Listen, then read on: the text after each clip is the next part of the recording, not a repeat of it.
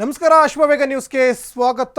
ನಾನು ಸಚಿನ್ ಹೆಮ್ಮಕ್ಕಿ. ರಾಜ್ಯ ಬಿಜೆಪಿ ಪಾಳ್ಯದ ಬಣದ ಬಡಿದಾಟ ಮತ್ತೊಂದು ಮಜಲಿಗೆ ಬಂದು ನಿಂತಂತೆ ಕಾಣಿಸ್ತಾ ಇದೆ.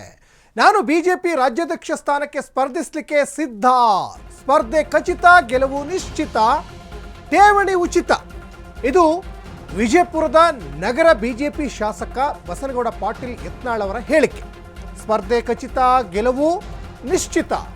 ವಿಜಯಪುರದಲ್ಲಿ ಬಿಜೆಪಿ ನಗರ ಶಾಸಕ ಬಸನಗೌಡ ಪಾಟೀಲ್ ಯತ್ನಾಳ್ ಅವರ ಹೇಳಿಕೆ. ಕೋರ್ ಕಮಿಟಿಯಲ್ಲಿ ನನ್ನ ಹೆಸರು ಅಂತಿಮವಾದರೆ ನಾನು ಖಂಡಿತವಾಗ್ಲೂ ಕೂಡ ಸ್ಪರ್ಧೆ ಮಾಡ್ತೀನಿ. ಕೋರ್ ಕಮಿಟಿಯಲ್ಲಿ ಸೂಕ್ತ ಅಭ್ಯರ್ಥಿ ಬಗ್ಗೆ ಚರ್ಚಿಸ್ತೇವೆ. ಆಲ್ರೆಡಿ ಈಗ ಬಣದ ಬಡಿದಾಟದಲ್ಲಿ ಸಾಕಷ್ಟು ನಲುಗು ಹೋಗಿದ್ದಾರೆ ಬಿಜೆಪಿಯ ಕಾರ್ಯಕರ್ತರು. ಕೋರ್ ಕಮಿಟಿಯಲ್ಲಿ ನಿರ್ಣಯವಾದ ಅಭ್ಯರ್ಥಿಯೇ ಫೈನಲ್ ಆಗ್ತಾರೆ. ನನ್ನ ಹೆಸರು ಫೈನಲ್ ಆದರೆ ನಾನೇ ಸ್ಪರ್ಧೆ ಮಾಡ್ತೀನಿ. ಆದರೆ ಕೋರ್ ಕಮಿಟಿಯಲ್ಲಿ ಎಲ್ಲವೂ ಕೂಡ ತೀರ್ಮಾನ ಆಗಬೇಕಾಗುತ್ತೆ, ಈಗಲೇ ಯಾವುದಕ್ಕೂ ಹೇಳೋಕ್ಕಾಗಲ್ಲ ಅನ್ನುವಂತಹ ಒಂದು ಹೇಳಿಕೆ. ಇಷ್ಟು ದಿವಸ ಬಿಜೆಪಿಯ ರಾಜ್ಯಾಧ್ಯಕ್ಷ BY ವಿಜೇಂದ್ರ ಅವರ ಬದಲಾವಣೆ ಆಗಬೇಕು ಅಂತ ಹೇಳ್ತಾ ಇದ್ರು Basanagouda Patil Yatnal and a team. ಆ ಟೀಮಲ್ಲಿ ಕುಮಾರ್ ಬಂಗಾರಪ್ಪ ಇದ್ದಾರೆ, ಅರವಿಂದ ಲಿಂಬಾವಳಿ ಇದ್ದಾರೆ, ಅದರ ಜೊತೆಗೆ ರಮೇಶ್ ಜಾರಕಿಹೊಳಿ ಇದ್ದಾರೆ. ಸಾಕಷ್ಟು ಜನ ಅವ್ರದ್ದೇ ಆದಂತಹ ಒಂದು ಬಣ ಇದೆ. ಒಂದಿಷ್ಟು ಬಣದ ಬಡಿದಾಟದ ನಡುವೆ ವಕ್ಫ್ ವಿರುದ್ಧ ಹೋರಾಟಕ್ಕೂ ಕೂಡ ಮುಂದಾಗಿದ್ದರು.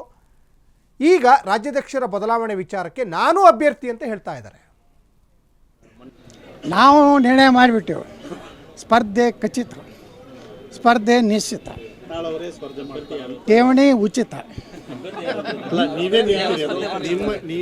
ಅಲ್ಲಿ ನಮ್ಮದು ಒಂದು ಕೋರ್ ಕಮಿಟಿ ಐತಿ, ಅಲ್ಲಿ ಚರ್ಚೆ ಮಾಡ್ತೀವಿ ಯಾರು ಸೂಕ್ತ ಅಭ್ಯರ್ಥಿಗಳು ಅದನ್ನು ನೋಡಿ ನಮ್ಮ ಕೋರ್ ಕಮಿಟಿ ಯಾರು ನಿರ್ಣಯ ಮಾಡ್ತೈತೆ ಅವ್ರನ್ನ ಅಭ್ಯರ್ಥಿ ಮಾಡ್ತೀವಿ. ಪ್ರಜಾತಂತ್ರ BJP ಒಳಗೆ ಐತದ್ದು ತೋರಿಸ್ಕೊಡ್ತೀವಿ. ಯಾಕಂದ್ರೆ ಅವ್ರ ಹಿಂದೆ 600 ML ಇದ್ದಾಗ ನಾವು ನಿಂದ್ರವ್ರೆ.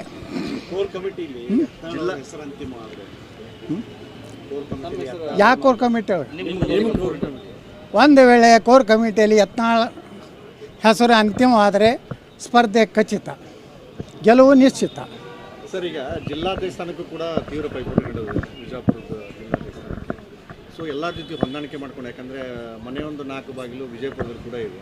ಇಲ್ಲ, ನಮ್ಮಲ್ಲಿ ಏನಿಲ್ಲ. ಅವು ಯಾವುದೋ ಫಾಲ್ತು ಅದಾವ ಸೋಮ. ಅವು ಇದಕ್ಕೆ ನಮ್ಮ ಮುನ್ಸಿಪಾಲ್ಟಿಗೆ ಆರಿಸ್ಬಿಡ್ದಿಲ್ಲ. ಜಿಲ್ಲಾಧ್ಯಕ್ಷ ಆಗ್ತೀವಿ ನಾವು, ರಾಜ್ಯಾಧ್ಯಕ್ಷ ಆಗ್ತೀವಿ ನಾವು. ಅವೇನು ಆಗೋಲ್ಲ ಹೋಗೋಲ್ಲ. ಈಗ ಯಾರು ಅದಾರ ಅವ್ರು ಸೂಕ್ತ ಅದಾರ ಅವರೇ ಆಗ್ತಾರೆ. ನಾವು ನಿರ್ಣಯ ಮಾಡಿಬಿಟ್ಟೆವು.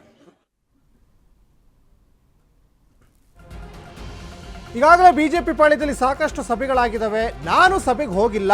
ಸಭೆಯಲ್ಲಿ ನಮಗೇನು ಕೆಲಸ? ಉಸ್ತುವಾರಿ ಸಭೆಗೆ ಗೈರಾದ ವಿಚಾರಕ್ಕೆ ಬಸನಗೌಡ ಪಾಟೀಲ್ ಯತ್ನಾಳ್ ಸ್ಪಷ್ಟನೆ ಕೊಟ್ಟಿದ್ದಾರೆ. ಪರೋಕ್ಷವಾಗಿ ಬಿಜೆಪಿ ರಾಜ್ಯಾಧ್ಯಕ್ಷ ವಿಜೇಂದ್ರ ಅವರನ್ನ ಈಗಾಗಲೇ ಶಾಸಕ ಯತ್ನಾಳ್ ಕಾಲೆಳೆದಿದ್ದಾರೆ. 600 ಶಾಸಕರ ಬೆಂಬಲ ಇದೆ. ಯಾರಿಗೆ? ವಿಜೇಂದ್ರಗೆ. ಅಲ್ಲಿ ನಮಗೇನು ಕೆಲಸ?